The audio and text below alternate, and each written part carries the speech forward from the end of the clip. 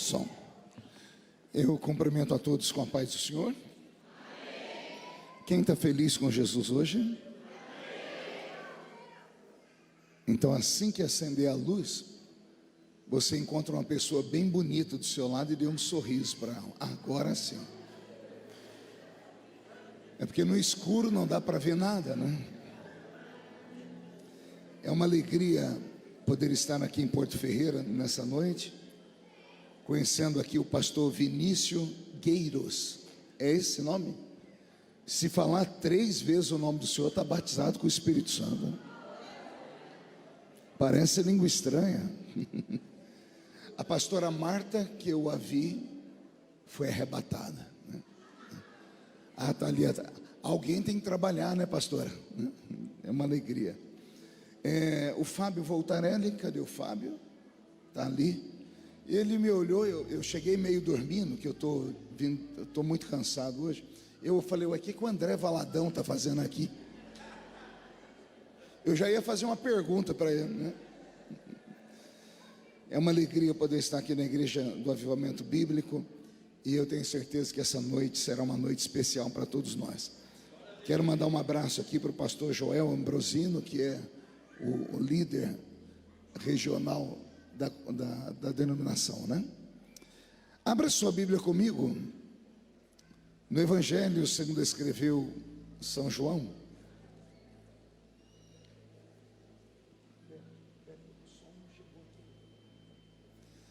João capítulo de número 3. Deus está aqui. Evangelho segundo escreveu São João, capítulo de número 3. Agora você vai ganhar um beijo, viu? Estou falando com o sonoplasta aqui, né, que o som chegou. Falei em dar um beijo, ele abriu um sorriso ali. Eu acho que ele está carente, pastor. Final do culto, todo mundo dando um abraço nele, viu? João capítulo 3, versículo de número 8. Está escrito assim: o vento assopra onde quer, ouves a sua voz, mas não sabes de onde vem e nem para onde vai. Assim é todo aquele que é nascido do Espírito. Amém, igreja? Vou ler mais uma vez. O vento assopra onde quer, ouves a sua voz, mas não sabes de onde vem e nem para onde vai. Assim é todo aquele que é nascido do Espírito. Feche a Bíblia, coloque no banco, na cadeira, e pegue na mão da pessoa mais perfumada do seu lado. Eu tentei bonito, ficou difícil. Perfumado deve ter alguém. Isso. Aperte a mão dele ou dela com carinho até eles falarem aleluia. Pentecostal que não faz barulho. Eu costumo dizer que está com defeito de fabricação, não é? Vamos orar? Senhor, nós te exaltamos, nós te glorificamos, e nós entendemos que dentro de alguns minutos, e esta linda igreja ficará pequena, para o tamanho da glória que o Senhor vai enviar do alto dos céus. Os que vieram tristes começarão a saltar de alegria. Os que vieram se arrastando, não voltam para casa se arrastando. Hoje voltarão voando nas asas de um novo tempo. E antes que eu comece a revelar os seus segredos, cerque esta igreja com a sua glória. E num raio de 5 quilômetros, onde houver um demônio alojado, eu dou a esses demônios segundos para sumirem daqui. Porque se não sumirem, serão queimados pelo poder da sua glória, que aqui será derramado. Rasgue os céus sobre nós, manda anjos de fogo descerem aqui, que estes anjos desçam trazendo brasas de fogo nas mãos, comecem a esparramar estas brasas entre nós, e onde houver um crente cheio do Espírito Santo, pega ele nesta noite, Jesus, e mostra o caminho da verdadeira e poderosa adoração. Fala conosco, fica conosco. É o que eu te peço agora e sempre, e toda a igreja diz. Os que podem, tomem seu assento, aplaudindo a Jesus, porque Ele é bom, porque Ele é maravilhoso. Glória a Deus. Já terminamos aí? Consegue melhorar um pouquinho para mim aqui? Se você chegar aqui perto de mim, é melhor que você escuta para ver o que tem que acontecer. Isso.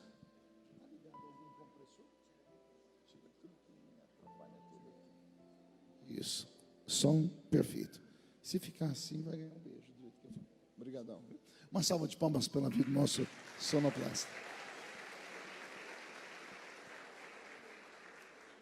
Glória a Deus. Eu fiquei muito feliz ao chegar aqui, pastor Vinícius, que eu recebi aqui hoje a visita de um grande amigo meu. Na verdade é um filho na fé. Ele é do Rio Grande do Sul. Ficou sabendo que eu ia estar pregando por aqui. Ele deixou tudo. Eu nem sei em qual cidade ele estava. Eu sei que ele, não sei se ele arrumou carona, se ele pagou o táxi. Eu sei que ele apareceu aqui. É o pastor Kleber. Fica de pé, Kleber. Do Rio Grande do Sul, tchê, mas barbaridade, né? Quem está com você, Kleber? Pastor Maicon, Bispo Ismael. Fique de pé, por gentileza. As irmãos ficaram felizes com a visita dos dois? Deus abençoe. Dos três, né? Estou dormindo aí. Deus abençoe vocês. Muito obrigado. E o Kleber, mora no meu coração, filho. Tá bom? Roberto, só mais baixinho o seu teclado, que lá estava alto, aqui está alto também, tá bom? Eu só estou me ajeitando aqui, daqui a pouco eu vou pregar, tá bom? É só até acertar tudo. Glória a Deus. Posso ouvir o glória a Deus da igreja? Maravilha. Eu prego o Evangelho de Jesus, pastor Vinícius, desde criança. Eu tinha 13 anos de idade quando comecei a pregar. Hoje eu estou com 49 anos, sei que estou com um cara de 60, e o corpinho é de 70. E só Jesus sabe como os dias têm sido difíceis. Mas eu não trago na minha memória nenhuma lembrança, desde a minha infância até os dias de hoje, de um culto que Jesus tenha sequer chegado atrasado à reunião. Uma irmã entendeu ali atrás, eu vou tentar melhorar. Eu quis dizer que eu não trago da minha memória nenhuma lembrança de um culto que Jesus tenha faltado à reunião. Muitas vezes nós chegamos no culto depois que o culto começa. Às vezes saímos do culto antes do culto terminar, por causa de 1 milhão de motivos. Mas Jesus não. Ele sempre chega quando o primeiro crente chega e só vai embora quando o último crente vai embora. Isso quando ele não encontra aqueles crentes maluquinhos, que eu não sei se tem aqui em Porto Ferreira, que amam emendar o culto numa vigília. Ah, e tem uns maluquinhos aqui. Porque se ele encontrar os vigilheiros, ele fica com eles até o sol raiar. Tudo isso porque ele deixou na sua palavra uma promessa. Ele disse: esta é a minha igreja, e as portas do inferno não prevalecerão contra ela. Quem pertence a esta igreja viva e poderosa? Que maravilha. E pregando o Evangelho de Jesus desde criança, tendo lido a Bíblia já algumas vezes, alguns textos da Bíblia, até hoje, provocam algumas reações diferentes dentro de mim. O Evangelho de João, no capítulo 3, é um desses textos. É um texto sobre-humano, é um texto que transcende, é um texto anormal. Os evangelhos, eu costumo dizer que nada mais são do que resumos de encontros entre Jesus e seres humanos. Eu repito, entre Jesus e seres humanos. Os evangelhos não são resumos dos encontros de Jesus com super-homens, com Mulher Maravilha, com semideuses, não. Os evangelhos são resumos do encontro entre o Criador encarnado com gente simples, com gente como a gente.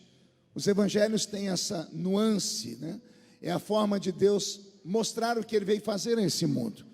Ele, tendo criado todo o universo, criou 3 tipos de seres em todo o universo: anjos, seres humanos e animais irracionais. Ele se decepcionou com os anjos lá em cima, ele se decepcionou com os seres humanos na terra, só não se decepcionou com os animais irracionais, exatamente por não terem eles raciocínio. Mas todos os seres criados por Deus, que têm o talento da sabedoria, a inteligência, acabaram maculando a amizade entre eles e Deus. Todavia, para os anjos, o Senhor não teve como perdoá-los, porque a Bíblia diz que só pode haver perdão de pecados se houver derramamento de sangue. Ou seja, só pode ter perdão de pecados aqueles que pecaram num corpo físico como o nosso. Então, o sacrifício de alguém traz o perdão sobre nós.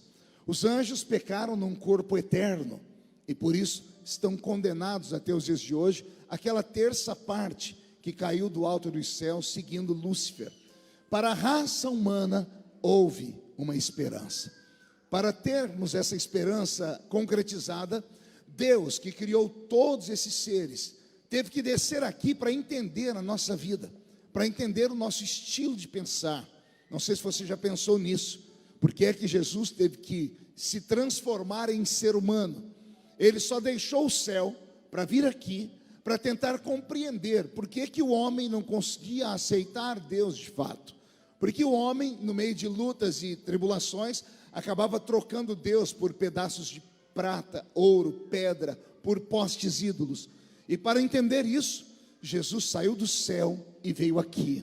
Foi o apóstolo São Paulo quem sintetizou o maior de todos os milagres do universo, que é o milagre da encarnação.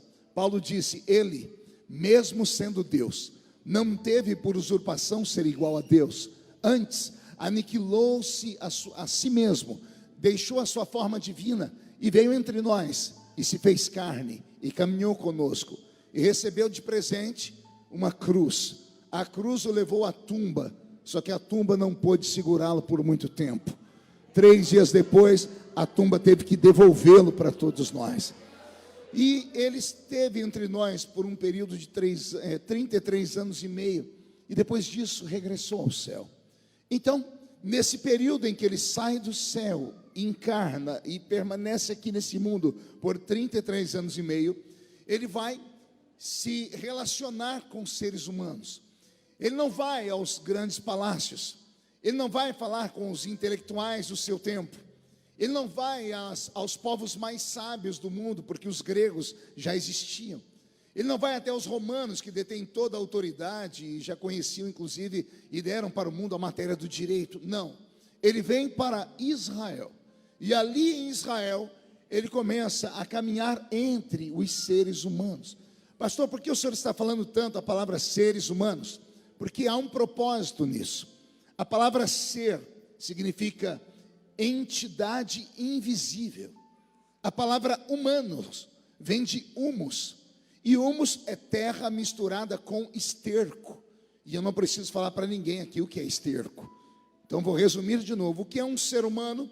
O ser humano é uma entidade invisível que habita dentro de um pedaço de terra que não presta para nada.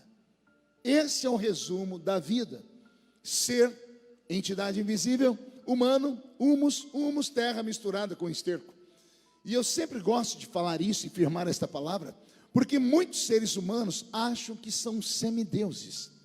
Alguns seres humanos desse mundo, principalmente aqueles que nasceram mais bonitos, aqueles que nasceram mais inteligentes, aqueles que nasceram de família estruturada, aqueles que são ricos, geralmente essas pessoas se estribam em cima da sua beleza, da sua sabedoria, em cima da sua riqueza, e mal sabem elas que todos nós temos os dias contados nesse mundo, e que todos nós viemos nus para esse mundo, e quando morremos, o único upgrade que temos é que nos enterram com uma roupa, mas fora isso, ninguém é maior nem melhor do que ninguém. Se todos somos iguais, ninguém pode andar por aí de nariz empinado, ou julgando as pessoas por causa das suas falhas, fraquezas, erros, cor da pele, isso ou aquilo. Foi isso que ele veio aqui nos ensinar, e por isso ele caminhou entre seres humanos. Ele caminhou entre entidades invisíveis que habitam dentro de um pedaço de barro. O grande Salomão sábio ensinou qual é a equação da vida. Ele disse: quando tudo termina, o pó, a terra volta ao pó, mas o espírito, o que é eterno, esse volta para Deus. Amém até aqui? Pois bem, quando eu era menino na escola dominical, me ensinaram errado. Me disseram que eu tinha um espírito E isso não é verdade. Eu não tenho um espírito, eu sou um espírito. Eu tenho um corpo. Porque o verbo ser e o verbo ter são completamente diferentes. O verbo ser é eterno e o verbo ter é passageiro. Exemplo prático: eu tenho este paletó agora, mas com o passar do tempo ele vai ficar roto, vai acabar rasgando. Então o que eu tenho agora posso não ter amanhã. Eu tenho um carro agora, posso não ter esse carro amanhã. Eu tenho uma casa, posso não ter essa casa amanhã. Então o ter é passageiro, mas o ser é eterno. Então eu não tenho um espírito, porque se eu tivesse um espírito, tenho hoje, e amanhã ele poderia desaparecer, mas o espírito que está em mim é eterno. Então eu não tenho um espírito, eu sou um espírito, e eu habito num corpo que é passageiro. Aqui está uma outra equação que todo ser humano deveria entender: o corpo para o qual nós damos tanta atenção, para nada presta. Porque você tem saúde hoje, tem beleza hoje, mas com o passar do tempo, você vai ver qual é o resultado da existência. O que vale de fato é aquilo que nós não vemos, é o que habita aqui dentro. Você é um ser eterno, e esse corpo para pouca coisa presta.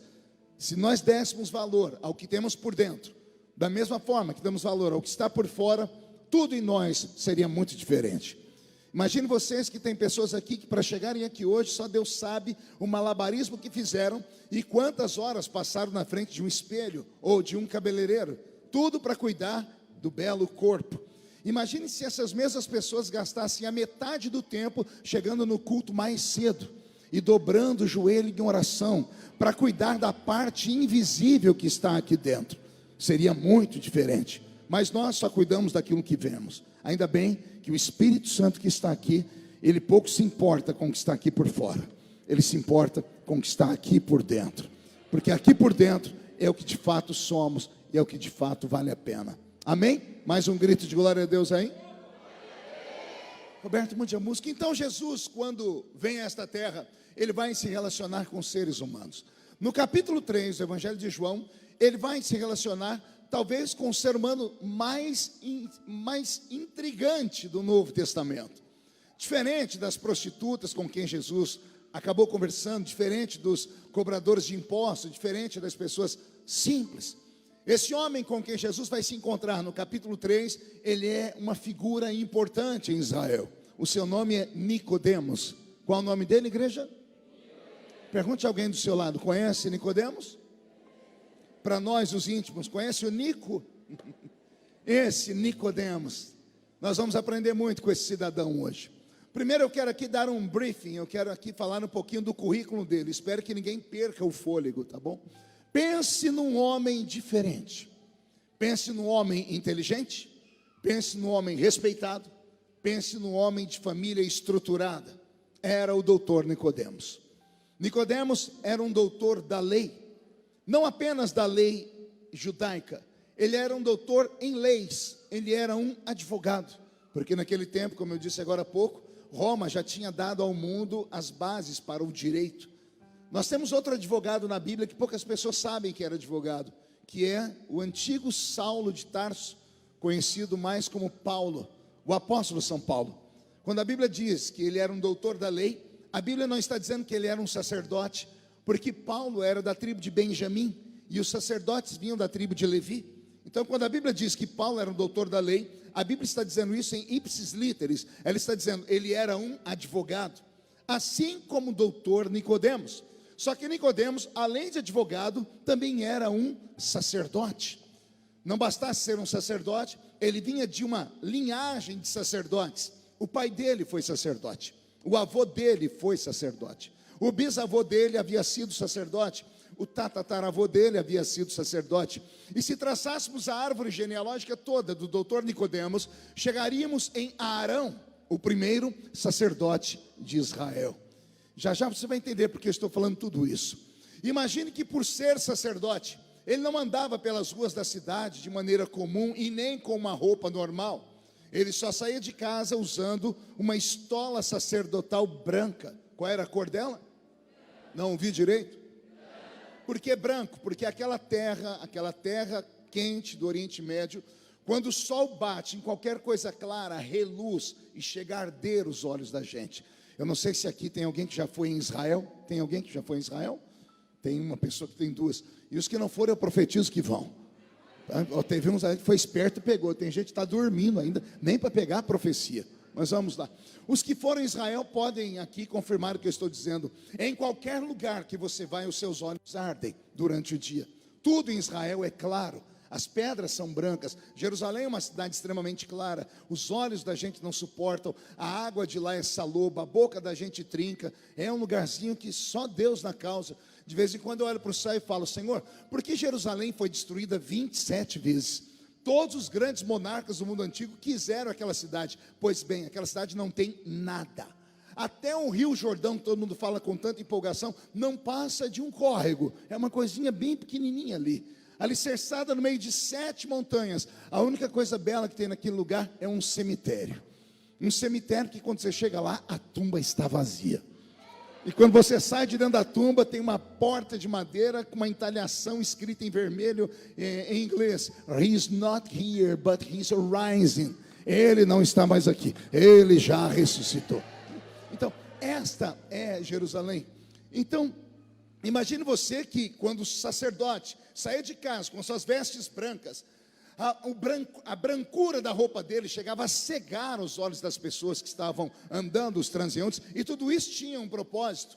Não bastava ele usar uma roupa branca, ele jamais sairia da sua casa sem a sua barba ser untada com um óleo perfumado, porque todo sacerdote untava a sua barba com óleo, lá por causa do Salmo 133, por causa do primeiro sacerdote. Se lembram? Ó, quão bom e quão suave é que os irmãos vivam em? É como o óleo precioso que desce sobre a barba de o primeiro sacerdote. Também há um porquê da barba dele ser untada com óleo, e daqui a pouco eu explico. Não bastasse a barba dele ser untada com óleo, ele jamais sairia de sua casa sem ter na cabeça um quipá, e muitas vezes uma mitra. O quipá é aquele chapeuzinho que parece que é de catar ovo, que todo judeu coloca bem aqui no cocoruto. E a mitra era um turbante grande que tapava toda a orelha, inclusive os supercílios, só deixava os olhos, o nariz e a boca expostos. E neste turbante vinha escrito: santidade ao Senhor. Isso com letras garrafais em ouro. O sumo sacerdote não andava apenas com roupa branca, não andava apenas com a barba untada, não andava apenas com a cabeça coberta. Ele também carregava debaixo do seu braço a lei de Israel, o Torá, os primeiros 5 livros do Velho Testamento: Gênesis, Êxodo, Levítico, Números e Deuteronômio. Porque estes 5 livros representavam não apenas a comunhão espiritual de Israel, mas também a constituição federal da nação de Israel, que foi uma nação escolhida e separada pelo próprio Deus. Esse era o doutor Nicodemos. Com todos esses predicados, ele ainda tinha outros mais. Ele era um exegeta bíblico, ou seja, ele era o intérprete da lei. Todos os sábados, lá na sinagoga, você encontraria o doutor Nicodemos sentado ao lado de outros grandes doutores da lei, discursando, versejando, às vezes interpretando a lei para que o povo pudesse compreendê-la. Só que o doutor Nicodemos da Bíblia não era apenas um doutor da lei, não era apenas um advogado, ele também era membro do Sinédrio. Diga comigo, Sinédrio. O que era o Sinédrio, pastor Marco? O Sinédrio era um ajuntamento de anciãos. Geralmente eram 12 o número deles, cada um representando uma tribo de Israel. Eram os mais velhos, escolhiam dentre eles alguém especial, tipo um príncipe. Alguém se lembra quando Moisés, na entrada de Canaã, pediu para que cada tribo mandasse um príncipe, e 12 espias foram à terra? Esses 12 espias eram 12 príncipes, eram 12 homens especiais, eram 12 homens em quem o povo acreditava, poderiam ser chamados de 12 anciãos. O doutor Nicodemos era um membro do Sinédrio, ele era um dos 12, quando Roma, que naquele momento tutelava Israel, quando Roma, que aprisionava o povo de Israel dentro da sua própria terra, queria conversar com os judeus, nenhum soldado vinha por meio da rua para chamar os judeus. Roma, para falar com os judeus, tinha que chamar o Sinédrio, e o Sinédrio ouvia os romanos e criava uma forma de estabelecer a lei para que os judeus não criassem um motim, para que não tivesse uma guerra civil. Então todos acreditavam muito naquele ancião. Então imagine vocês que Nicodemos, além de advogado, além de sacerdote, era membro do Sinédrio, uma espécie de homem da política dos judeus. Não bastasse isso, o doutor Nicodemos era um homem de pudor. Ninguém nunca viu o doutor Nicodemos lá na zona do Baixo Meretrício. Ninguém nunca encontrou o doutor Nicodemos em uma conversa perdida. Ninguém nunca viu o doutor Nicodemos se meter em uma confusão. O doutor Nicodemos era um representante do grande e eterno Deus aqui na terra. Cada vez que o doutor Nicodemos saía de sua casa e andava pelas ruas de Israel, todas as pessoas que cruzavam com ele paravam e automaticamente curvavam a cabeça, não em respeito a ele, mas em respeito ao que ele representava. Às vezes, pela brancura da sua roupa, porque quando encontravam um homem de roupa branca, diziam, Deus está entre nós, e se inclinavam a cabeça. Às vezes, liam aqui, santidade ao Senhor, e todos paravam em transe, porque sabiam que eram pecadores, e diante de um homem que representava a santidade do Senhor, poderiam morrer, ou poderiam receber vida. Tudo dependia de como o doutor Nicodemos avaliasse as pessoas que estavam perto dele. Imaginem que esse é o doutor Nicodemos. O segredo da barba, lembra que eu disse que a barba dele era perfumada? Quem lembra? Quem lembra? Pergunte a mim, por quê, pastor? Só falo se todo mundo perguntar. Porque como ele representava Deus, e quando ele andava pelas ruas, todos tinham que parar e reverenciar Deus. Havia um grupo de pessoas em Israel que não podiam reverenciar Deus porque não podiam ver Nicodemos. E por que não podiam ver Nicodemos? Porque nasceram com problema nos olhos, Kleber, eram cegos. E os cegos geralmente ficavam perto do santuário pedindo esmolas. E os cegos não ficavam pedindo esmola de pé, ficavam deitados, ficavam sentados com uma canequinha na mão pedindo esmola. Mas quando o doutor Nicodemos estava chegando no santuário, vocês sabem que todas as pessoas que são cegas, o que falta nelas em uma ordem, sobra nas demais. Todos nós temos 5 sentidos. Esses sentidos caminham paralelos um ao outro. Quando um sentido falta, os outros 4 ficam aguçados. O cego que não vê, escuta mais do que a gente e sente o cheiro mais do que a gente. Sabia disso? Porque o que falta no sentido de ver, sobra no olfato. Então eles estavam sentados, às vezes estavam deitados, porque o sacerdote às vezes chegava no santuário às 5:30 da manhã, para as 6 horas da manhã começar o trabalho. Começaram a limpar a mesa do pão da proposição, os altares. Então, quando o doutor Nicodemos pisava na escadaria do templo, o vento batia na sua barba, que estava perfumada. Quando o perfume do óleo que estava na barba dele saía e o vento levava na narina do cego, o cego, por ter aguçado o seu sentido, ficava em pé, era automático, e gritava, eu não vejo, mas eu sinto que o homem de Deus acabou de chegar aqui. Olha, alguém entendeu ali atrás. Imagine, o cego gritaria, eu não vejo, mas eu sei que o homem de Deus acabou de chegar aqui, porque eu sinto o perfume da sua santidade. Esse era o doutor Nicodemos. Mude a música, Beta. O doutor Nicodemos provocava 2 sentimentos entre o povo. Quantos sentimentos eu disse? Pergunte quais? Ódio e amor. Ele despertava entre os mortais 2 sentimentos: medo e temor. Pastor, medo e temor não são a mesma coisa? Não.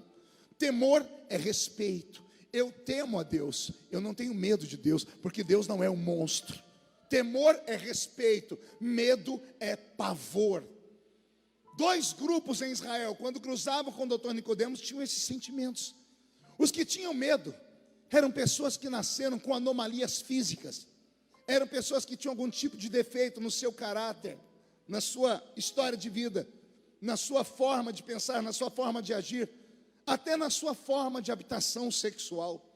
Todas as pessoas que não tiveram uma família estruturada, que não tiveram base familiar, que não tiveram alegria, que não tiveram paz, todas as pessoas que eram rejeitadas por todos, quando cruzavam com Nicodemos, morriam de medo. Medo do doutor Nicodemos olhar para eles e dizer, estão assim porque estão em pecado. Alguém lembra de um doente sendo trazido perto de Jesus, e antes de Jesus orar por ele, os discípulos perguntaram, quem pecou, mestre? Ele ou o pai dele, ou os pais? Jesus disse, nem eles pecaram, E nem ele pecou e nem os pais dele pecaram. Isso aconteceu na vida dele para que o nome de Deus fosse glorificado. Para o judeu, tudo estava atrelado ao estilo de vida. Se você peca, Deus pesa a mão em você.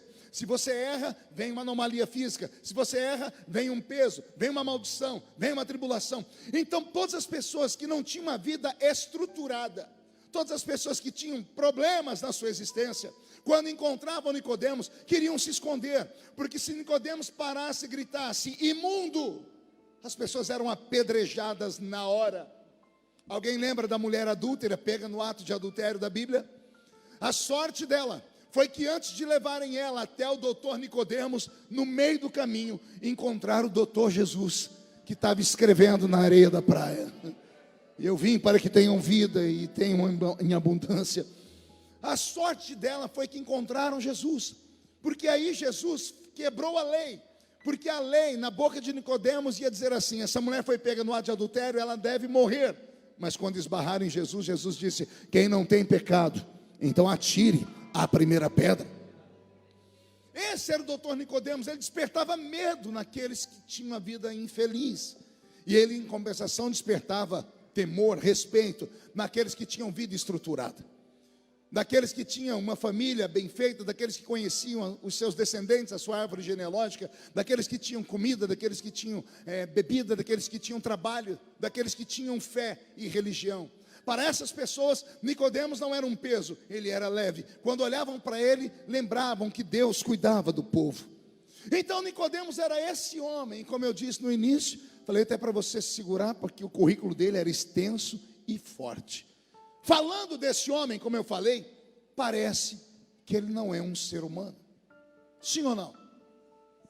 Rico, sábio, respeitado, teme a Deus, trabalha para Deus, formado. Numa época em que ninguém sabia ler e escrever, ele já era um advogado. Um homem acima da média aos olhos de qualquer pessoa. Não só isso, um homem que tem na mão o poder da vida e o poder da morte. Ele pode mandar apedrejar alguém ou pode dizer, está perdoado. Quem olha para esse homem desse ponto de vista que eu citei aqui, vai ficar como eu já fiquei muitas vezes. Isso não é um homem, é quase que um semideus. Mas não se enganem, ele era só um homem. O problema do doutor Nicodemos, e é aqui que eu começo a pregar, não era quando ele estava diante do povo, não era quando ele estava no sinédrio, não era quando ele estava na sinagoga, não era quando ele andava pelas ruas, porque todas as vezes que ele estava nesses ambientes, os seres humanos que o cercavam só conseguiam enxergar ele por fora, porque o ser humano só consegue ver o que está por fora.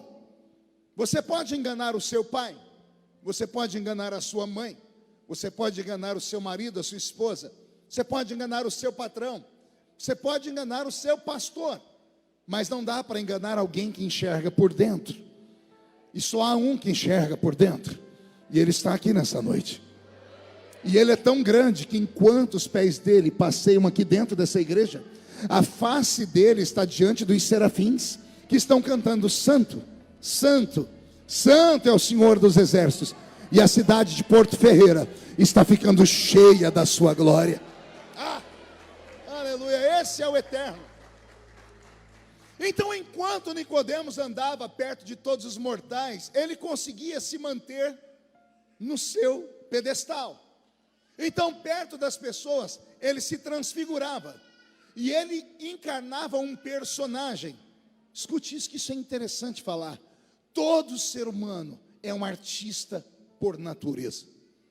Todo ser humano, quando quer se apresentar para alguém, ele se apresenta da maneira como ele quer, ou com cara de dó, ou com cara altiva. Todo ser humano é um ator ou uma atriz por natureza. Nicodemos não era diferente.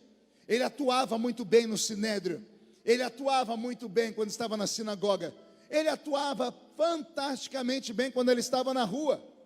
Todavia, quando ele entrava dentro da casa dele e fechava a porta atrás dele, quando ele ia para o quarto dele e tirava aquela roupa de super-homem espiritual, a estola sacerdotal branca, quando ele tirava da cabeça o quipá ou a mitra, quando ele pegava uma bacia com água e lavava a sua barba e tirava aquele óleo perfumado, Quando ele tirava o pergaminho de debaixo dos seus braços e colocava em uma estante. E quando ele olhava para um espelho,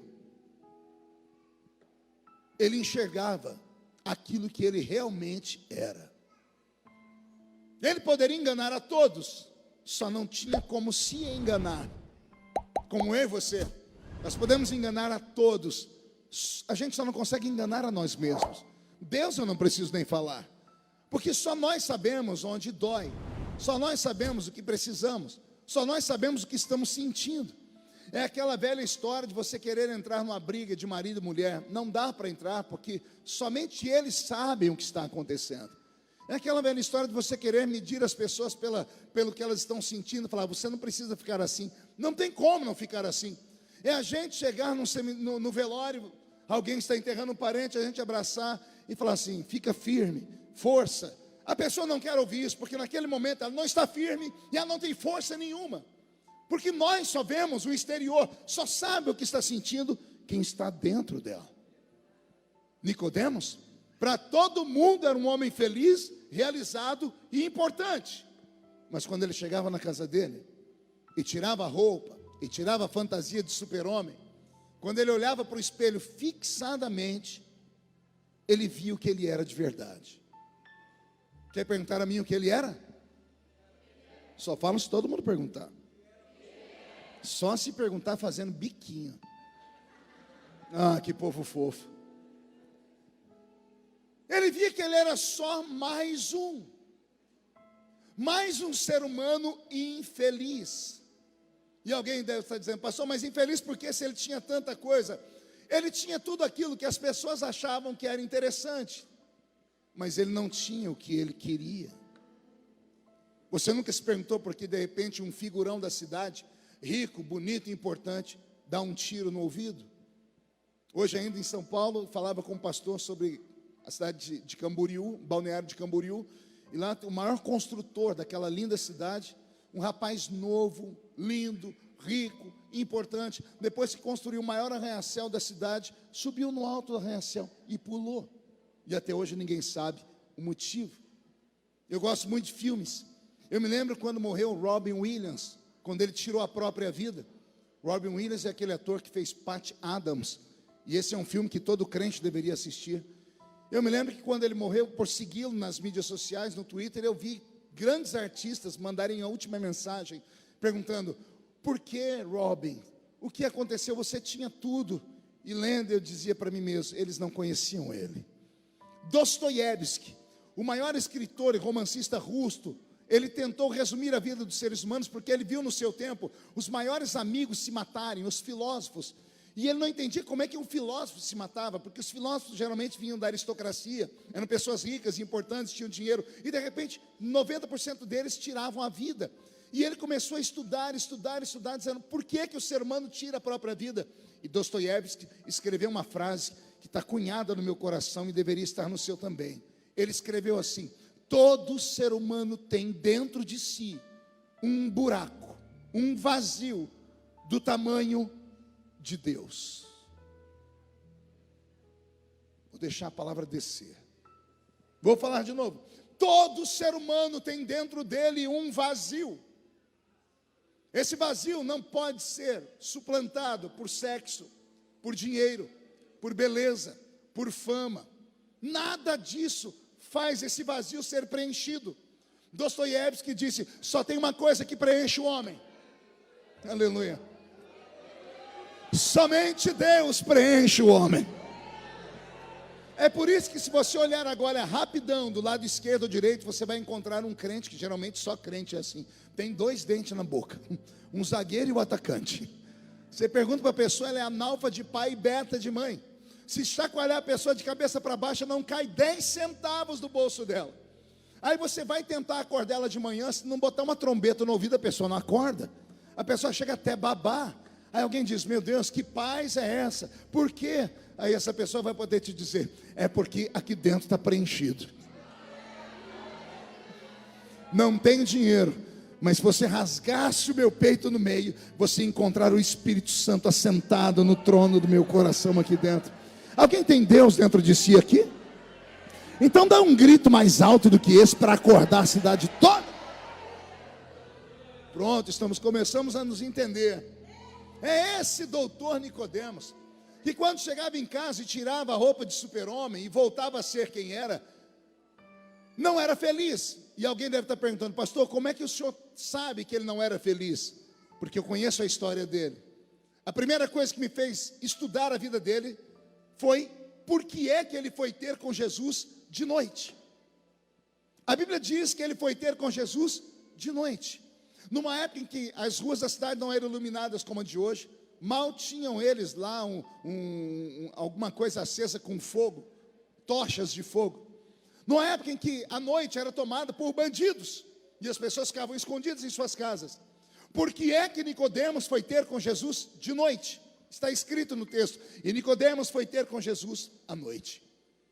Eu me lembro que na velha escola dominical, o meu professor dizia assim: Nicodemos foi ter com Jesus à noite porque ele tinha vergonha de ser visto durante o dia com aquele nazareno, porque Nicodemos era da aristocracia, tinha sangue azul nas veias.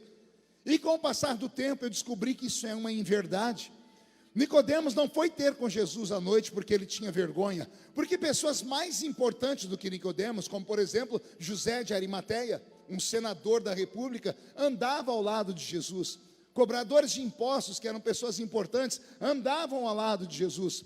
Nicodemos não foi ter com Jesus à noite por vergonha. Escute, Nicodemos foi ter com Jesus à noite porque ele não dormia. Ele sofria de insônia. Nicodemos não conseguia ter paz. Porque o que é a insônia? Senão uma perturbação de espírito. Alguém aqui já teve insônia? É só eu mesmo que sou lascado.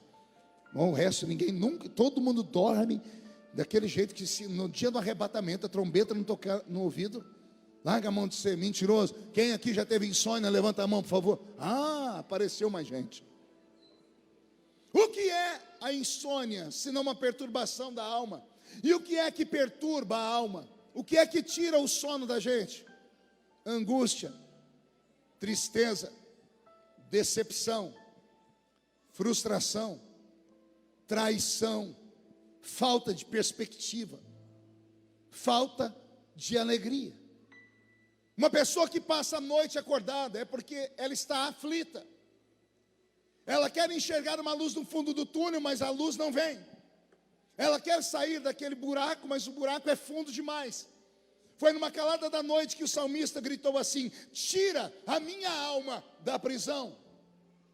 Que prisão é essa capaz de prender a alma? E a alma é etérea, translúcida. Ela, além de etérea, ela é eterna. Como é que pode haver uma prisão capaz de prender aquilo que seria um ghost, um fantasma, um vento? O salmista encontrou uma prisão: a perturbação, a angústia, o medo, a frustração, a dor, a decepção, a traição.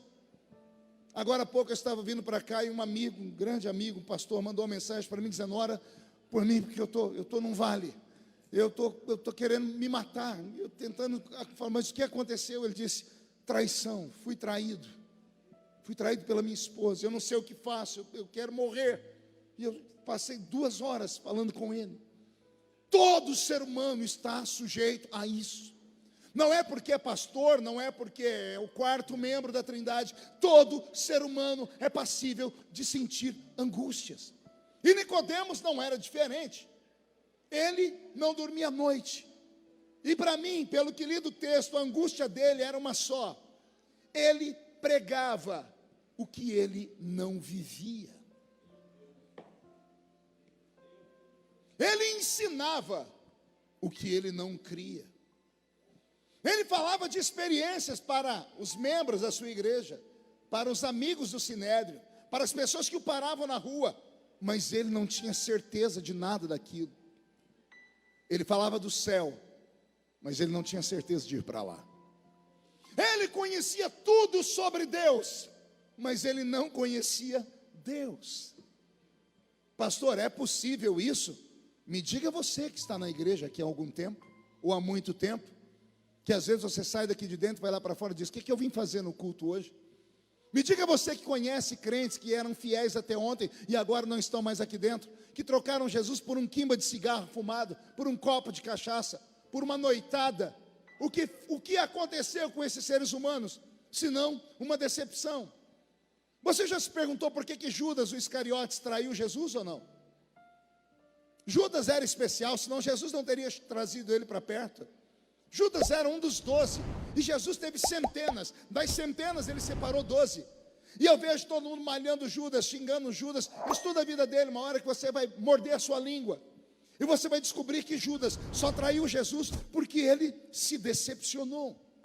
Ele acreditava que Jesus ia livrar Israel da mão dos romanos.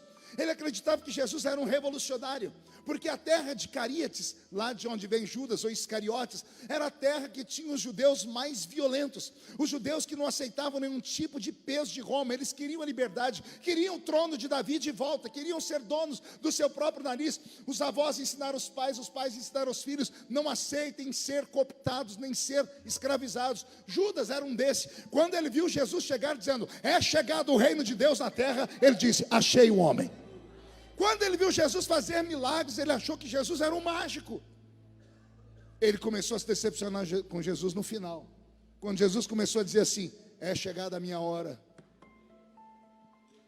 O Filho do Homem será entregue na mão dos pecadores.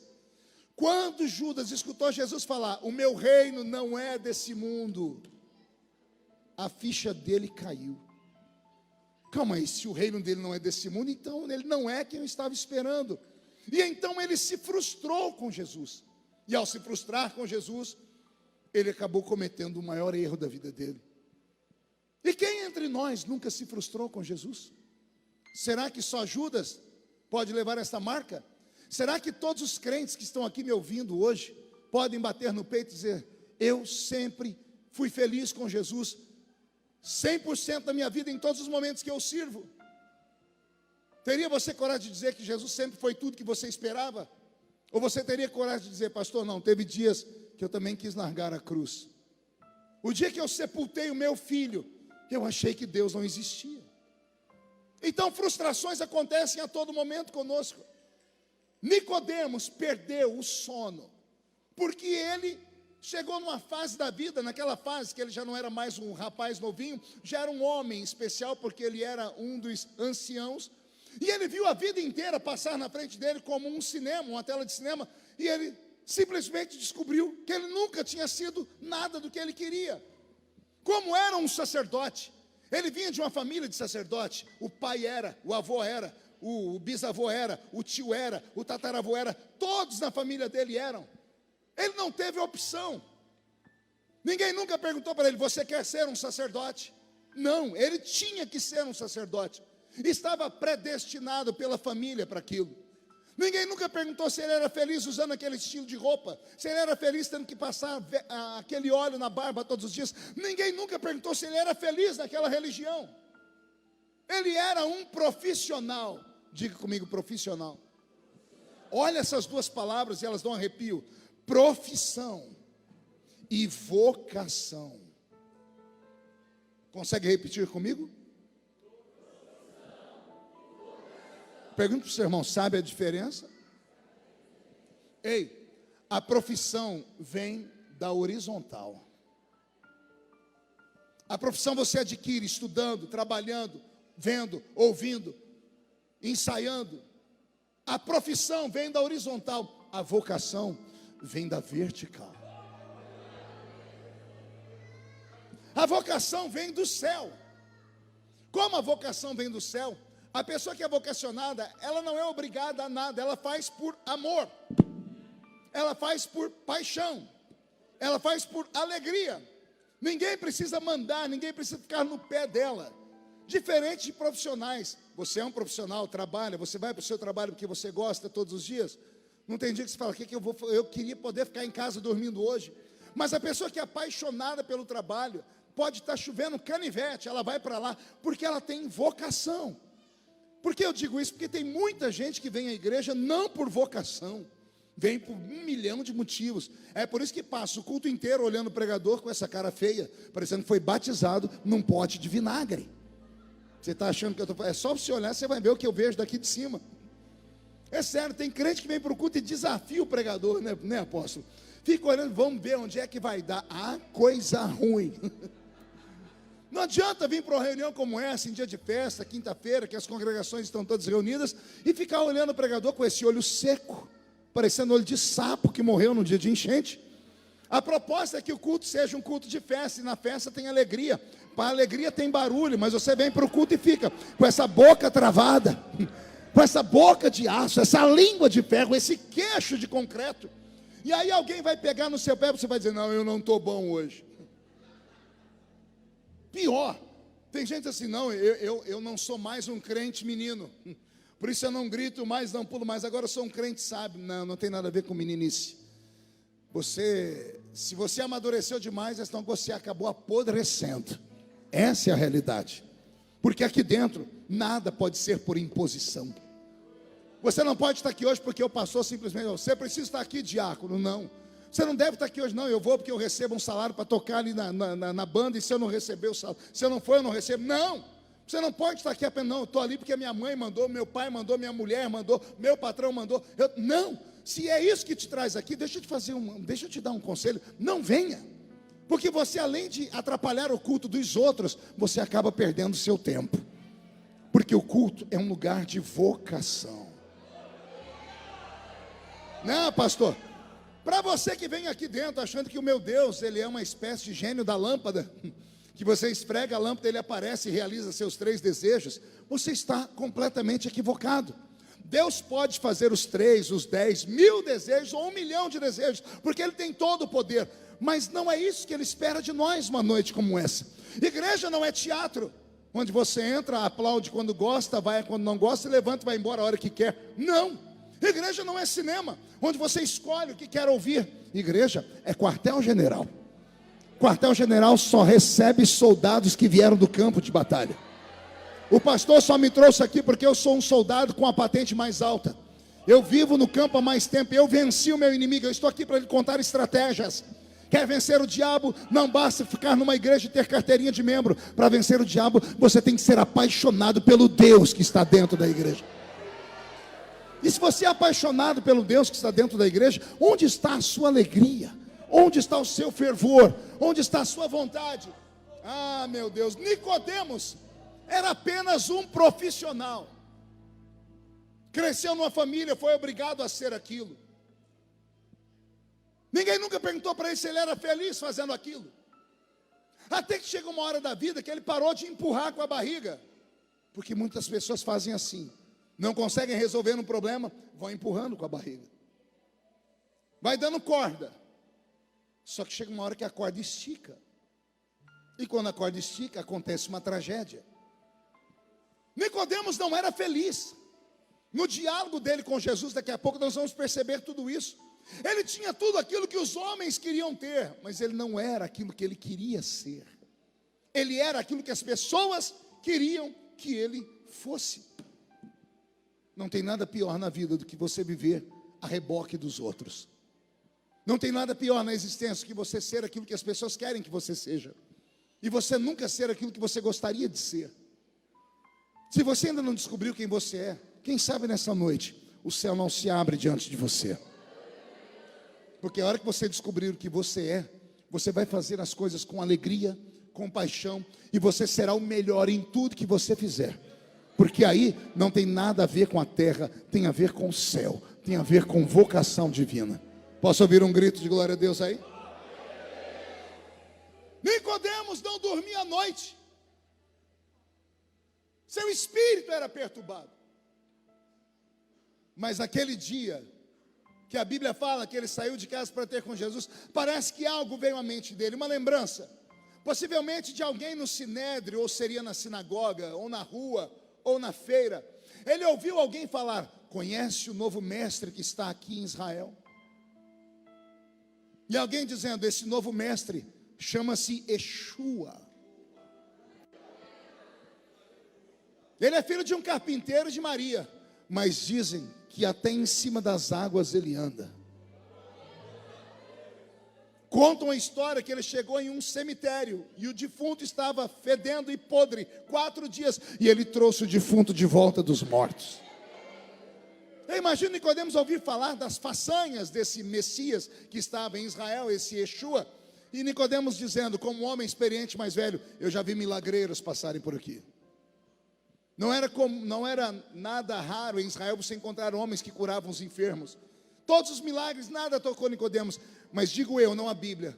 Eu tenho certeza que Nicodemos ouviu alguém falar que Jesus fez o maior de todos os milagres na terra. Pergunte qual?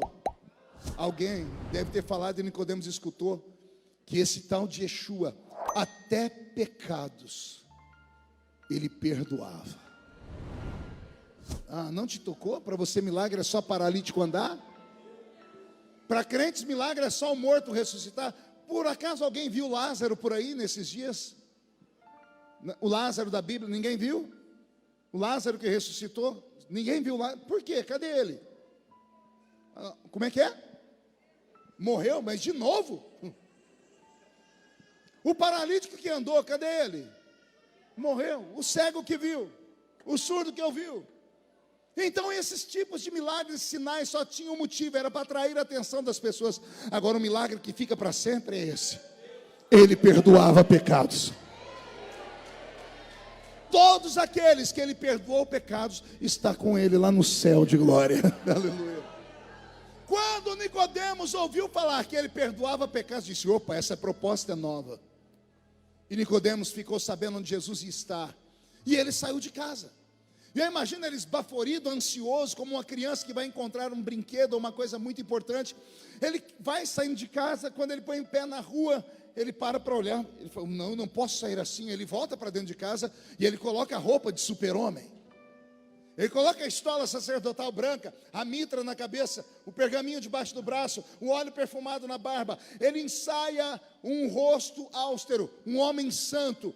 Ele pega a sua postura, e aí então ele diz: agora eu posso andar pelas ruas. Ele abre a porta, vai andando e as pessoas vão se curvando. Quando ele chega na porta da casa onde Jesus estava, eu imagino ele falando consigo mesmo: quando essa porta abrir, a minha vida vai mudar. O que é que eu vou falar para aquele homem que está ali dentro? Eu imagino ele falando com ele mesmo: eu vou ter que me desnudar. Eu vou ter que falar para ele que tudo que eu represento, eu não sou. Eu sou aquilo que as pessoas pensam que eu sou para elas, mas aqui dentro eu sei o que eu sou. E eu imagino Nicodemos dizendo: eu vou fazer perguntas sobre o céu, eu quero perdão da minha alma, eu quero sentir paz, eu quero conhecer esse Deus que até hoje eu só ouvi falar. E quando ele bate a porta e a porta se abre, um susto. Pergunte qual? A casa estava lotada de gente. Todas as pessoas que Nicodemos conheciam estavam ali. Os amigos dele, as pessoas importantes, os membros da religião dele, estavam todos ali. Os seguidores dele estavam todos ali. E quando os amigos dele veem Nicodemos, eu imagino todo mundo abaixando a cabeça, dizendo: vou para o gancho. Próximo culto de disciplina, acabou minha vida. O pastor viu que eu pulei a cerca e vim parar em outro aprisco. Quando Nicodemos olhou para eles, deve ter feito uma cara mais feia ainda, mas ele não foi ali para isso. Ele olha lá na frente, ele reconheceu Jesus, porque Jesus era diferente. Ele também usava uma estola sacerdotal branca, aleluia. Ele só não usava mitra, mas ele tinha um cabelo comprido, porque ele era um nazireu de Deus, escolhido no ventre antes de nascer. Os olhos dele tinham um olhar profundo. Pedro que o diga. Quando Jesus olhou para Pedro, veio uma agonia nele naquele dia em que ele negou Jesus 3 vezes. Eu imagino quando ele ouviu Jesus falar, em alguns momentos o coração dele acelerou, porque a Bíblia diz que quem ouvia Jesus falar não era mais normal, porque ele tinha algo mágico na sua voz. E agora que está todo mundo em silêncio, aqui em pé está um titã, doutor Nicodemos, com todos os predicados que eu disse a vocês, e sentado no sentido oposto está outro titã, Criador do céu e da terra, o Verbo encarnado, estava ali. Eu imagino o anfitrião, o dono da casa, Kleber, parando, sem saber o que fazer, porque atrapalhou a reunião, e ele olhando agora para Jesus e olhando para o doutor da lei, falou: não, Yeshua, fica quietinho aí, eu tenho que receber aquele homem, porque ele é muito importante.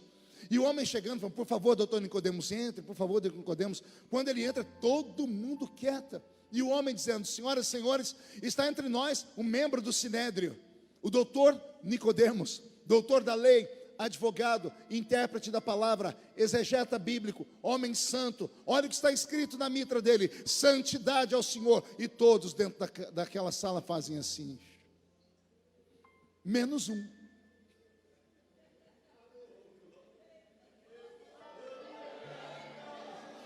Nicodemos já percebe que aquele lá é estranho, porque não curvou diante dele.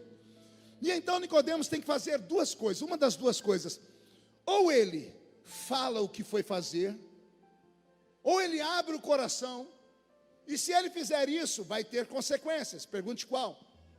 Vai perder o prestígio, vai perder o ministério, vai perder o salário, vai perder os convites para as grandes festanças, vai deixar de ser uma lenda viva, mas vai poder voltar para casa e dormir à noite. Oh, glória, aleluia. Ou ele vai escolher o outro caminho. Pergunte qual? As favas com que eu sinto.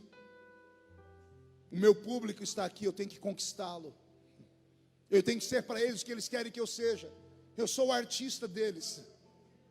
E se ele fizer isso, ele vai ter aplausos, ele vai ter ofertas, ele vai continuar sendo o homem no pedestal alto, mas vai voltar para casa e não vai dormir de noite.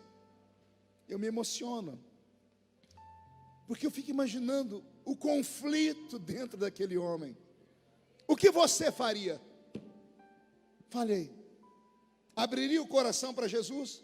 Revelaria os seus sentimentos? Ou você continuaria sendo aquilo que você sempre foi? Eu sei que qualquer um de nós vai falar, eu abriria o meu coração. É fácil falar, né? Imagine, se você abrir a boca e contar tudo que você é de verdade, você perde tudo. Você teria coragem? Então, não julgue Nicodemos. Ele falou, eu preciso continuar sendo o que eu sou, porque eu dependo do salário para viver. Eu não posso frustrar os meus pais. Eles sonharam comigo assim. Então ele esquece tudo que ele foi fazer ali. Ele encarna um pregador de quinta grandeza. Ele começa a discutir teologia com a teologia encarnada. Entendeu aí ou não? Vou falando, ele vai falar de teologia com Deus. Ele vai falar de Bíblia com a Bíblia encarnada que estava sentada ali. E olha o que ele começa a dizer: eu sei que tu és mestre vindo da parte de Deus, porque ninguém faz os sinais que tu fazes se Deus não estiver com ele. Você viu algumas pessoas dando glória a Deus aqui? E ninguém aqui era membro da igreja de Nicodemos. Imagina os membros da igreja dele que estava lá. O povo gritando, yes! Esse é o meu pastor, esse é o meu líder, esse é o meu amigo. Ele vai botar esse Yeshua aí no bolso agora. Vai, Nicodemos, dá-lhe. E quer deixar um pregador, ou alguém que está com o microfone na mão feliz, é ele pregar e você sorrir e falar, fala. Nos Estados Unidos, você vai pregando, os irmãos falam, tell the truth, preacher. Come on, let's go. Fala a verdade, pregador. Vai empolgando a gente quer pular no meio do povo. Você nunca viu um show de cantor? Um dia eu vi um DVD do show do Zezé de Camargo e Luciano, e eu conheço os dois. Os dois juntos dão 1,80 m, se um ficar em cima do outro.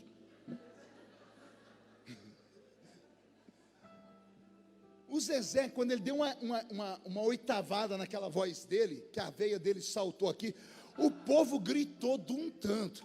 As mulheres falaram, lindo, fofo. O Zezé deu uma olhada, gente, ele parecia o Arnold Schwarzenegger. Ele empinou o peito, ele se sentiu o exterminador do futuro. Porque o louvor empolga. Bateu palma, a pessoa empolga. Quando Nicodemos falou isso, eu imagino o povo falando, fala, Nicodemos, solta tudo. E eu imagino Nicodemos falando assim, ô Yeshua, eu já li sobre ti nos escritos, viu? Eu já li sobre ti nos profetas maiores, nos menores. Mas eu já li sobre ti em Gênesis, em Êxodo, Levítico, Números, Deuteronômio, Josué, Juízes, Ruth, Samuel, Reis, Crônicas, Esdras, Neemias, Esther, Jó, Salmos, Provérbios, Eclesiastes, Cântaros, Isaías, Jeremias, Lamentações, Ezequiel, Daniel, Joel, Amós, Obadias, Miqueias, Salmos, Sofonia. Eu já li sobre ti em toda a Bíblia. E eu imagino o povo de queixo caído falando, uau, não é homem, é uma enciclopédia. Porque seres humanos amam ver pessoas que têm conhecimento falar. Pessoas que sabem falar não só com a voz, mas com o corpo. Porque pregar é uma arte. Sim ou não, igreja? O povo está empolgado e Nicodemos está lá, seu ego sendo inflado. Por um momento ele esqueceu que ele não dorme à noite. Os aplausos são suficientes, os gritos são suficientes. E quando termina toda a argumentação dele, todo mundo aplaudindo, gente emocionada, chorando, dizendo assim: eu tenho orgulho de ser amigo dele. Só que Nicodemos olha por cima da cabeça de todo mundo, Yeshua está com a perna cruzada. Eu imagino Jesus com a mão no joelho. Silêncio na casa e Jesus falando: terminou? E Nicodemos: já terminei. Posso falar? Pode. Mas eu não quero falar daqui, posso ir aí? Pode. E lá vem Jesus. Encontro de titãs, doutor Jesus e doutor Nicodemos. Jesus olhando para Nicodemos, Nicodemos com o coração quase saindo pela boca, e Jesus sendo um cavalheiro, dizendo assim: faz muito tempo que eu não vejo alguém falar como você. Como você prega bem. Imagina Jesus deixando a pessoa relaxada, né? Amigo, faz muito tempo que eu não vejo um orador com essa eloquência. Onde você estudou? E Nicodemos se ajeitando: eu estudei aos pés do doutor Gamaliel, aqui na escola rabínica de Jerusalém, né? Na escola hebraica. Rapaz, olha, a sua verborragia, a sua entonação de voz, o seu conhecimento me espantam. E Nicodemos: muito obrigado, eu estudei para isso, a família toda, meu pai era pregador, minha mãe, meu avô era pregador, meu bisavô. Eu sou da linhagem de Arão, ô Jesus, então eu sei um pouquinho. E Jesus vai deixando ele inflado. Quando Nicodemos está quase voando, Jesus diz: olha, só te falta uma coisa. Ai, Jesus, eu fico até sem fôlego. Quem conhece o texto também está ficando sem fôlego. Imagina, Jesus elogiou o camarada, falou tudo de bom dele: você é o cara, você sabe isso, aquilo. Só te falta uma coisa. Eu imagino Nicodemos pensar: o que eu fiz de errado? Será que eu falei o nome da madeira que Moisés usou para adoçar a água lá no deserto errado? Será que eu fiz o fogo de Elias, ao invés de descer no Monte Carmelo, descer no Monte Hermão 20 minutos antes? Porque pregador é assim, quer deixar um pregador desconcertado e terminar o culto, você chegar a falar para ele: olha, que mensagem, mas esse mais é um demônio. Que a gente fala: o que eu falei de errado? O que eu errei, né? Um dia chegou uma irmãzinha em mim e falou: pastor, sua mensagem foi profunda, mas... Falei: mais o quê? Ela falou assim: a arca era de Noé, não era de Moisés. Aí eu descobri que eu tinha falado que a arca era de Moisés, que Moisés tinha arrastado os animalzinhos para dentro da arca. Ó, eu errei. Mas acontece, fala muito, acaba dando bom dia a cavalo. Eu imagino Jesus falando: só te falta uma coisa. Nicodemos dizendo: o que eu errei? Aí Nicodemos pergunta: o que me falta? E Jesus diz para ele: só te falta nascer de novo.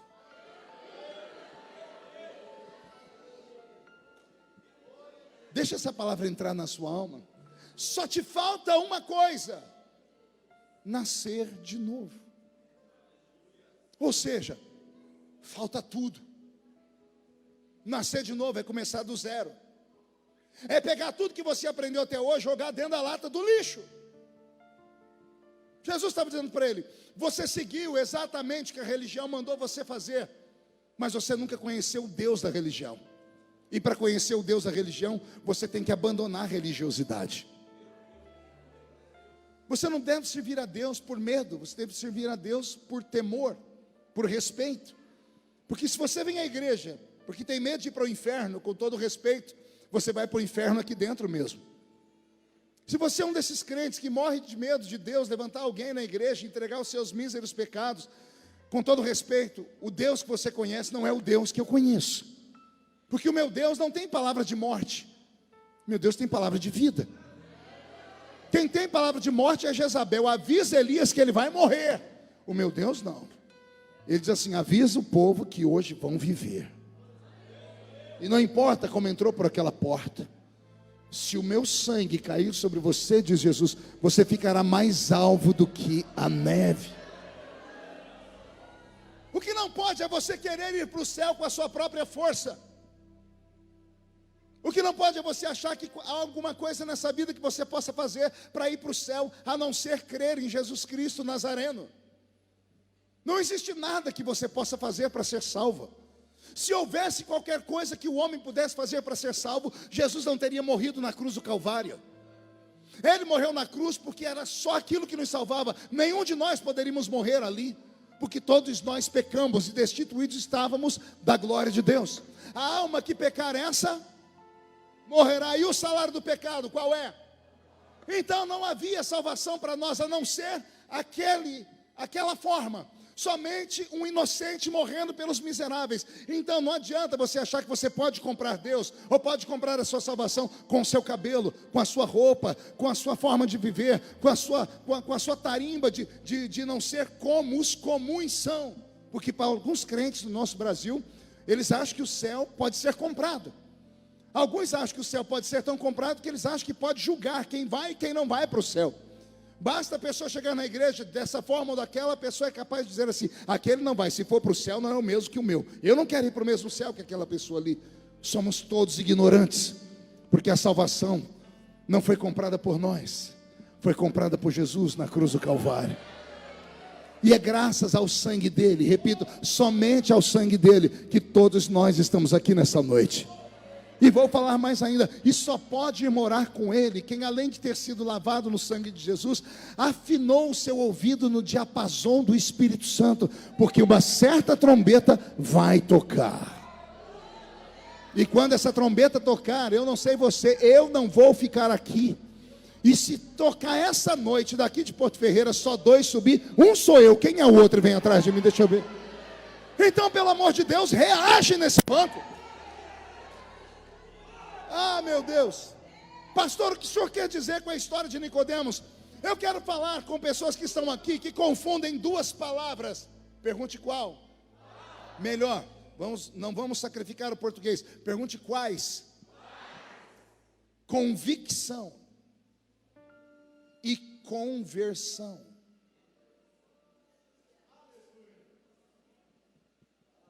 Anotou aí na mente? Qual é a primeira palavra? E a segunda? Olhe para o seu irmão e diga: uma não tem nada a ver com a outra. Embora a fonética, a forma de ser escrita é idêntica, convicção se dá aqui. Convicção tem a ver com mente, tem a ver com lógica. Convicção é quase uma equação matemática.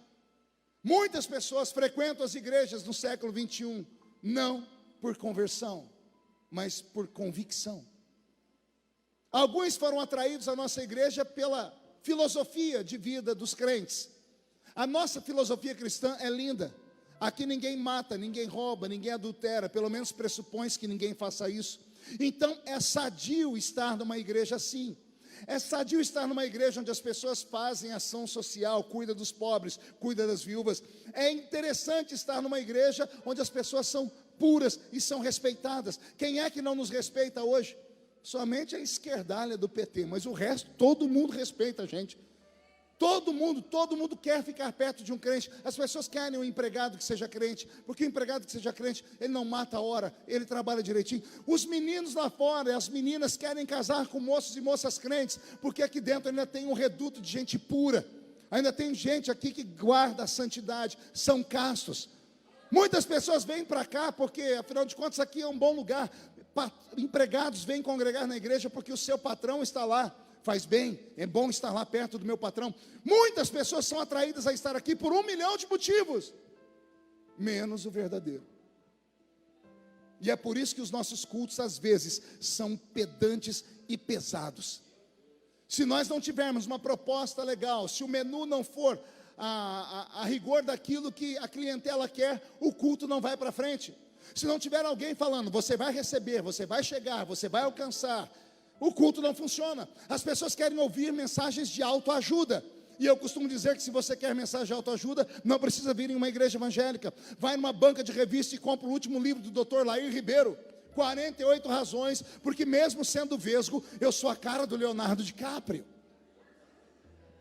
Se quer uma mensagem de autoajuda, não precisa vir aqui, vai na sua internet, digita lá Pablo Marçal.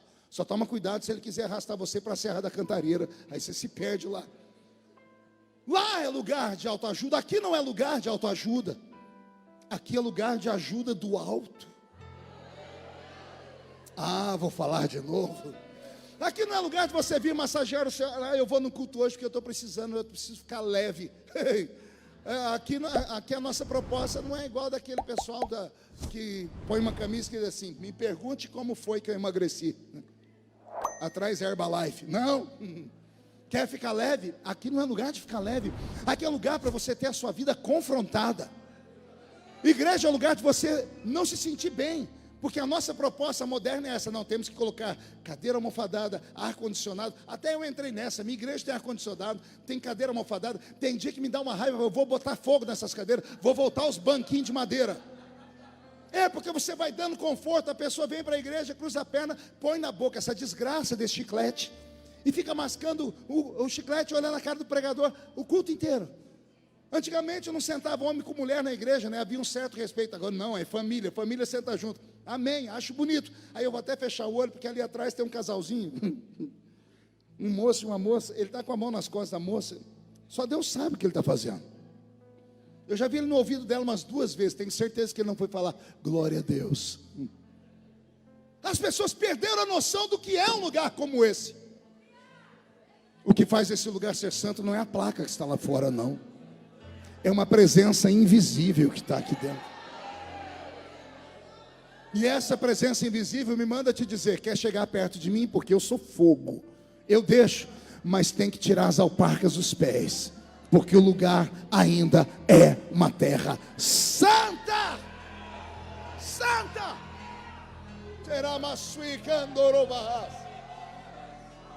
Convicção se dá aqui.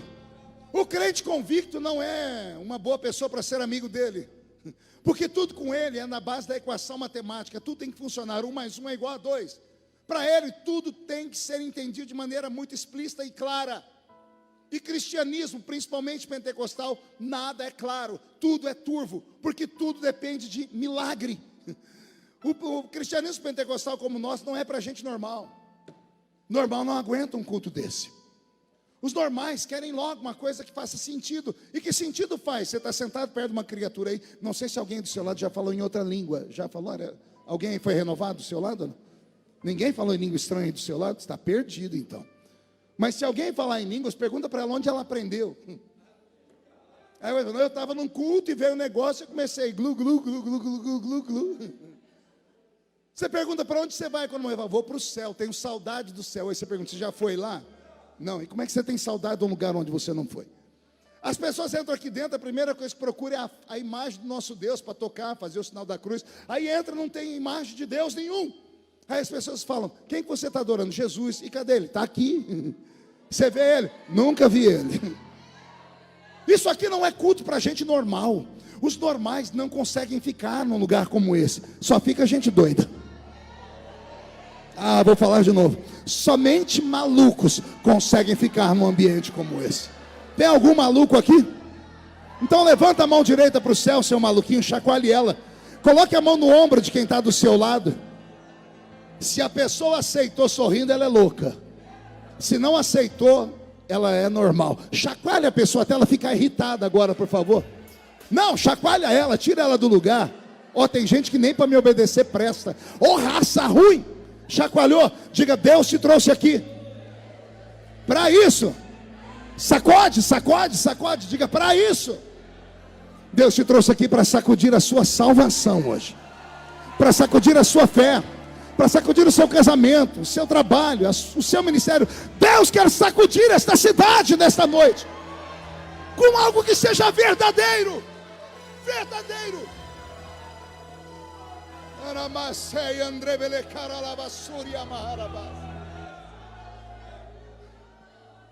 Convicção se dá aqui. O crente convicto, ele tem algumas filosofias que são só deles. Ó, eu sou crente, mas o meu braço não é. Eu sou crente, mas pega leve, porque você não sabe o sangue que eu tenho, viu? Eu tenho um sangue aqui. não é convertido. Ah, pastor, mas eu curo enfermos. Cura, mas não é convertido. Eu expulso demônios. Expulsa, mas não é convertido. O senhor é louco, pastor? Não, eu só leio a Bíblia. Pedro curava enfermos, expulsava demônios e não era convertido. Jesus dizia para ele: um dia você vai se converter. Você promete que não vai ficar escandalizado?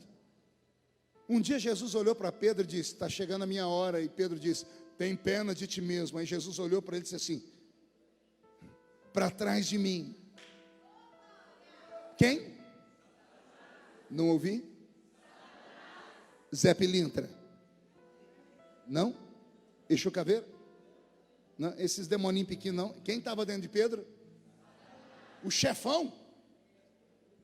Lúcifer estava dentro de Pedro, andando ao lado de Jesus, curando e expulsando demônios. Por que é que você acha que Jesus disse: naquele dia vão chegar perto de mim e vão falar, mas eu curei no seu nome, mas eu preguei no seu nome? E Jesus vai dizer: eu não te conheço, porque você nunca se converteu. Convicção é aqui, conversão é aqui. Eu conheço um crente convertido quando ele me dá a paz do Senhor. Eu cheguei aqui, eu dei um abraço no pastor de vocês. Primeiro que ele é grandão, né? E ele é fofinho. Eu não abracei, mas eu me senti tão bem, pastora. Eu falei, é convertido de verdade. Você já teve a infelicidade de chegar no culto num dia que você estava muito animado, você falou, hoje o céu desce. Aí você sentou perto de uma pessoa e você falou para ela assim: a paz do Senhor, meu irmão, ou shalom, alguma cumprimento, a paz do Senhor. E a pessoa olhou para você assim, ó, e respondeu assim: Nhô. Entendeu aí, não? Você vai todo empolgado, a paz do Senhor, ela fala, Nhô. Você pergunta para a criatura, você tem pai? Ela diz, nem mãe, é para encurtar a conversa. Aí a gente pergunta, porque às vezes o céu está de bronze. O céu está de bronze, porque muitos estão aqui pelo motivo errado. O único motivo que pode te trazer a esse lugar é você saber que o trono de Deus está aqui.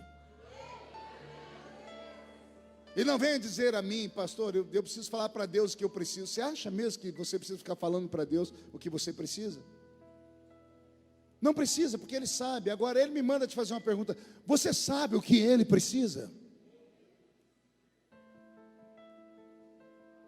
Ele está aqui hoje, Ele quer fazer uma obra na sua vida, mas você não ama, você o engana.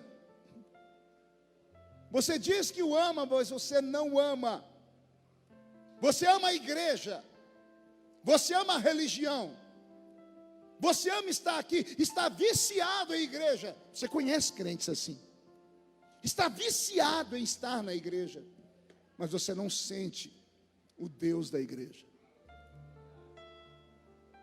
E o Deus da igreja às vezes é desprezado dentro da igreja dele.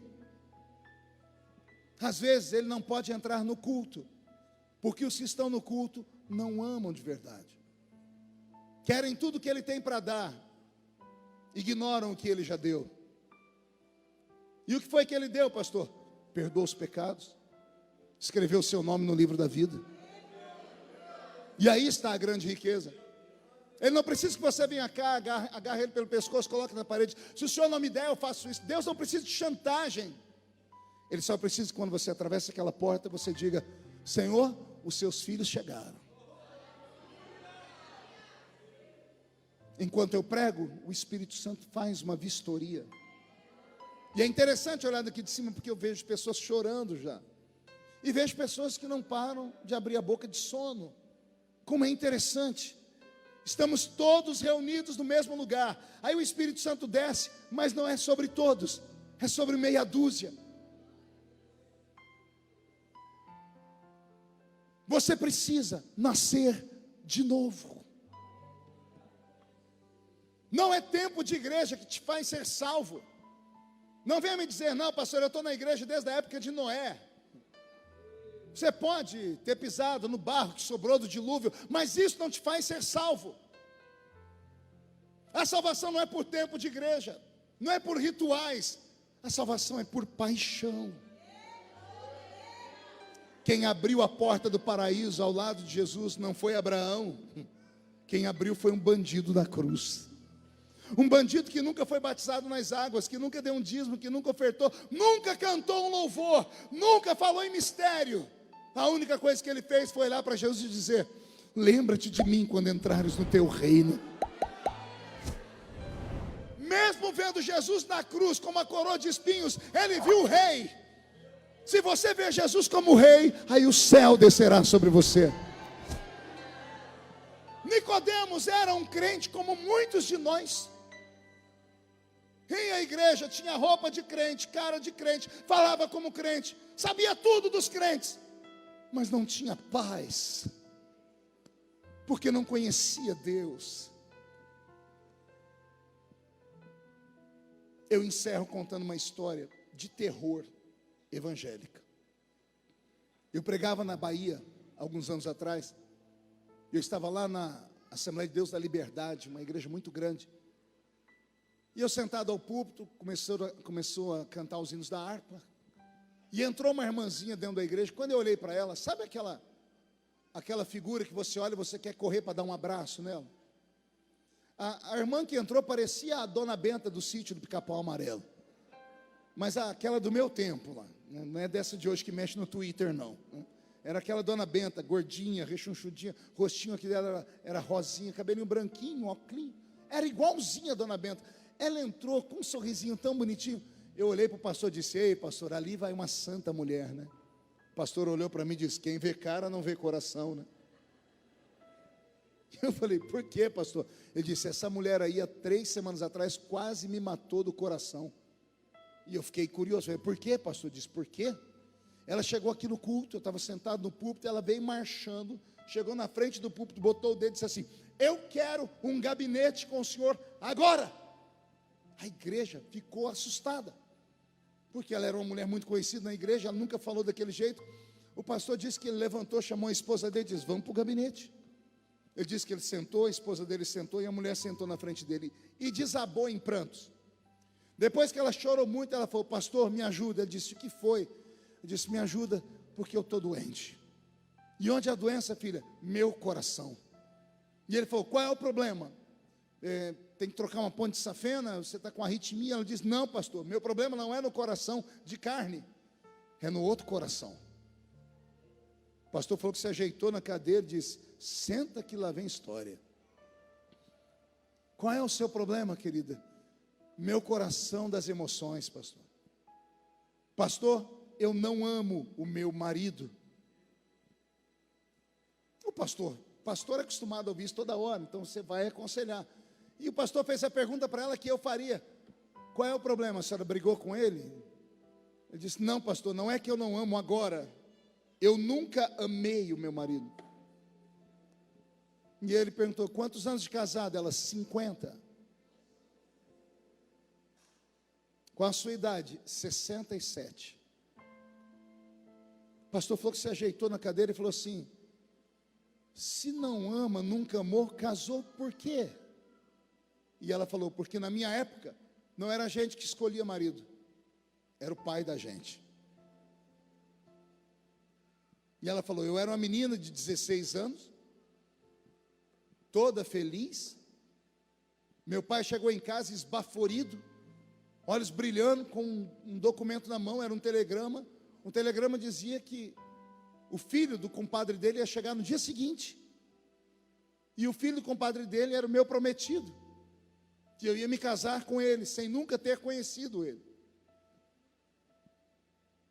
E o pastor falou: mas me conta essa história direito. Ela falou: pastor, eu era uma menina, meu pai chegou desse jeito.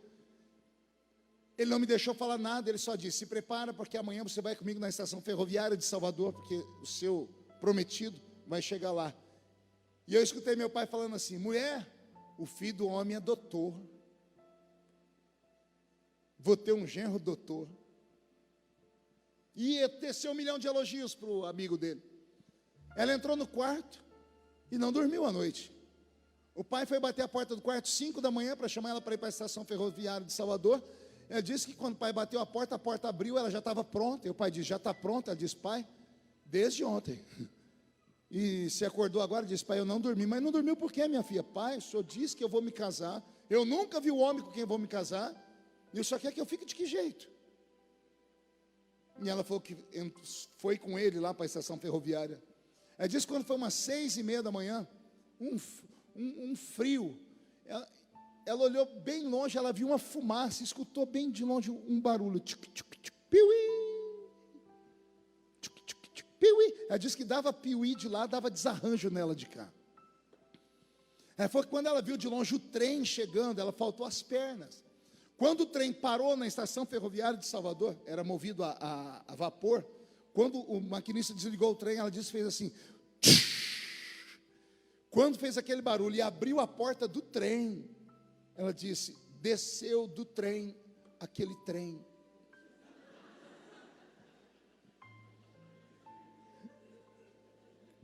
Ela disse: pastor, o homem era feio com força. Pastor, eu olhei para ele, eu não sabia se ele estava de frente ou de costa. Ele era magro, alto, envergado para frente. O cabelo dele parece que a vaca tinha dado uma lambida por cima. As orelhas dele eram abertas. Falei: pastor, que vontade de sair correndo. Mas eu olhei para a cara do meu pai estava feliz. Meu pai abraçou o doutor, me chamou: Fofia, vem conhecer o seu marido, futuro marido. E eu olhei aquele homem, eu queria sair correndo, mas eu olhei para o meu pai estava tão feliz. E por amor ao meu pai, eu abracei aquele homem. E por amor ao meu pai, aquele final de semana, nós acertamos o casamento. Por amor ao meu pai, um mês depois, eu estava casado. E por amor ao meu pai, eu dei a esse homem filhos. E por causa da tradição da família, eu fui fiel. Meus filhos nunca saíram de casa desarrumados. Meu marido nunca comeu uma comida fria. Meus filhos hoje são médicos. E o pastor olhou para ela e disse: e por que só hoje você viu isso? Ela disse: não, pastor, eu vejo isso há 50 anos. É que todo dia eu vou empurrando com a barriga. Eu vou achando que as coisas vão acontecer. Eu oro, eu falei: uma hora o milagre vai acontecer, eu vou amar. Só que hoje de manhã, ela disse para o pastor, eu acordei, olhei para o espelho depois que eu tomei banho. Quando eu limpei o vapor do vidro do espelho, eu olhei e não vi essa mulher. Eu vi uma menina de 16 anos. Pele bonita, cabelo bonito, olhos vibrantes, perfeita, sem rugas. Só que a imagem foi se desfigurando e foi se transformando nessa mulher aqui. Cabelos esbranquiçados, dentes amarelos e tortos, catarata nos olhos, meu corpo se deformou. E eu chorei, pastor. Por quê, filha? Porque aquela menina nunca foi feliz. Eu disse que era uma história de terror. Imagina você ficar 50 anos com uma pessoa que você não ama. Dividir a cama, dividir a mesa, dividir os sonhos. Aquela noite, depois que terminei de pregar, eu voltei para o hotel, dobrei o joelho e falei: Senhor, como se resolve isso? Comecei a orar por ela. E o Senhor falou comigo: está com pena dela? Eu disse: sim. E Ele falou: então tenha pena da minha igreja. Eu disse: por quê, Senhor? O Senhor disse: porque tem muitos dentro da igreja que dizem que me amam, mas não me amam. Me enganam. Estão na igreja porque o pai obriga, porque a mãe obriga, porque o marido obriga, porque a esposa obriga. Estão na igreja por 1 milhão de motivos, menos o que importa: não me amam. Por que você acha que palavra nenhuma funciona para você? Que pregador nenhum presta? Que músico nenhum funciona para você? Que igreja nenhuma presta para você? Essa aqui já é que número? 8ª, 10ª. O problema não está na igreja. O problema não está em quem prega, em quem canta. O problema está em você. Você usa uma fantasia de crente, mas você ainda não conhece o Deus da sua crença. E você faz Jesus chorar todos os dias. E Ele te ama tanto, mas tanto, que me trouxe aqui. Eu, um pregador de barulho, de Pentecoste, trazendo um ensino, uma mensagem de reflexão. Porque Ele não quer ver você se perder aqui dentro. Perdidos no caminho. E aí me pergunto por que os milagres desapareceram. Por que não há mais batismo com o Espírito Santo? Por que não há mais sinais? É simples. Nós não conhecemos Ele de verdade. Nossos pais conheciam. Igrejinhas desse tamanho, sem nenhum tipo de luxo, pandeiro e sanfona. Os hinos eram os velhos hinos da harpa cristã. 5 minutos de culto e o céu desabava dentro da igreja. E Jesus curava e batizava com o Espírito Santo. E tinha profecias. E tinha línguas estranhas, profundas, e interpretação dessas línguas. E demônios se manifestavam no culto. Nem isso mais acontece. Nem os demônios suportam mais os nossos cultos. Nessa noite, Jesus me trouxe aqui só para te dizer: você precisa nascer de novo.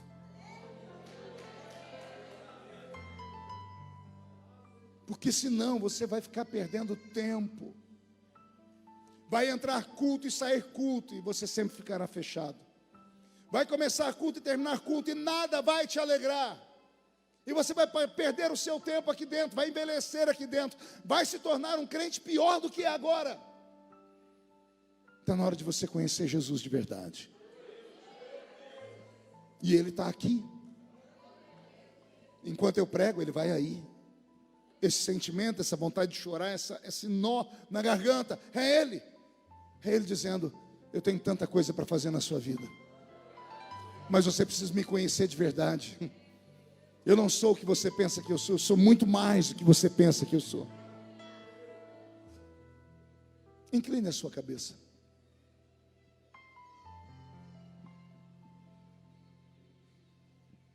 Isso, pode chorar. Tudo que Ele quer de você hoje é sinceridade. Tudo que Ele quer de você hoje é que você diga: me ajuda porque eu não estou dando conta. Eu quero, mas não consigo.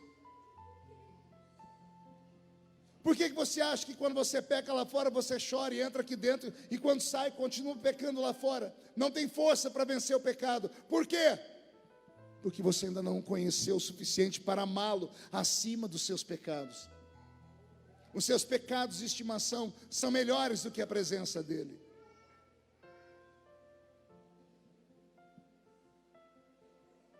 Mas essa noite o amor dEle quer te constranger. Eu vou fazer um convite. Corro o risco de ninguém vir à frente, mas eu não posso me negar a falar o que está no meu coração. Eu queria orar nessa noite com homens e mulheres que estão cansados da vida que estão levando,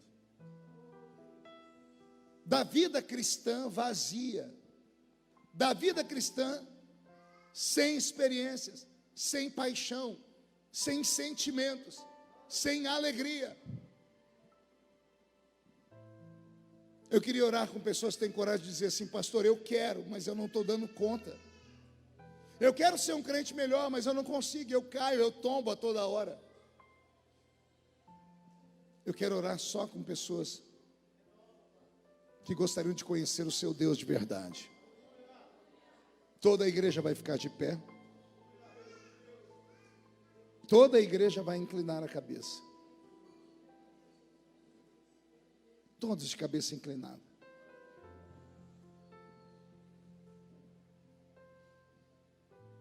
Vou te dar uma única palavra: escapa-te por tua vida.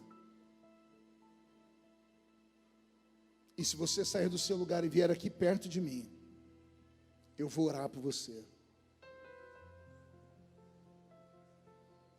E Deus vai te ajudar. Isso, vem chorando, rapaz. Isso. Pode gritar, aqui é a casa do Pai. Só não deixe o orgulho te prender aí.